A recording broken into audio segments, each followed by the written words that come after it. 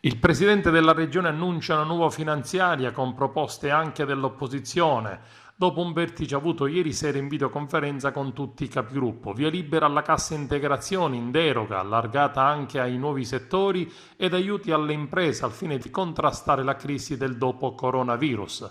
Il governo ha trovato un'intesa con i sindacati, un risultato soddisfacente che permette velocemente di accelerare il pagamento di un sostegno al reddito ai lavoratori sospesi a causa dell'emergenza sanitaria con l'accesso alla cassa integrazione degli operatori del terzo settore. I datori di lavoro che hanno sospeso la propria attività potranno richiedere trattamenti di cassa integrazione salariale in deroga per la durata della sospensione del rapporto di lavoro. A beneficiare del sussidio i lavoratori subordinati, anche i pescatori delle acque interne, esclusi i dirigenti ed i lavoratori domestici. Il trattamento di CIG, limitatamente ai lavoratori del settore agricolo per le ore di riduzione o sospensione dell'attività, è equiparato al lavoro ai fini del calcolo delle prestazioni di disoccupazione agricola. I periodi per i quali verrà richiesto il trattamento in deroga potranno essere anche non continuativi. Il trattamento può essere riconosciuto per un massimo di 9 settimane a decorrere dal 23 febbraio, limitatamente ai dipendenti già in forza a quella data. Eventuali maggiori periodi dovranno essere autorizzati dal governo nazionale.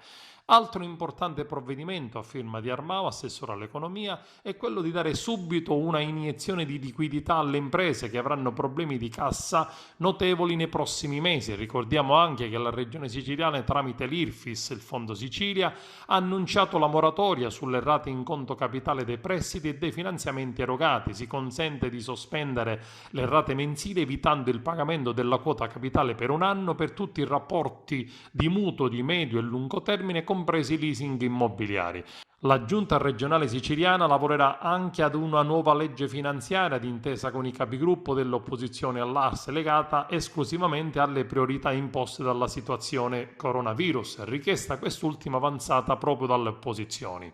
Tra le richieste in ambito sanitario vi sono infatti tamponi periodici per tutti gli operatori sanitari, compresi i medici di famiglia, tamponi per tutte le figure professionali più esposte al rischio di contagio e per i siciliani rientrati nelle settimane scorse dal continente ed attualmente in quarantena, potenziamento ed utilizzo di tutti i laboratori di sanità pubblica delle ASP per le analisi sui tamponi effettuati, garantire la disponibilità di tutti i dispositivi di prevenzione individuale per tutti gli operatori sanitari, sanificazione delle strutture sanitarie ospedaliere e territoriali pubbliche e private, compresi ambulatori dei medici di medicina generale, dei pediatri di libera scelta e delle farmacie, nonché delle ambulanze pubbliche e private, degli uffici pubblici e regionali, degli enti regionali, degli enti locali, nonché dell'abitazione e delle autovetture dei contagiati. Tempi certi di attivazione dei posti letto in terapia preintensiva e intensiva, attivazione di strutture fuori dal circuito ospedaliero per i pazienti asintomatici in quarantena.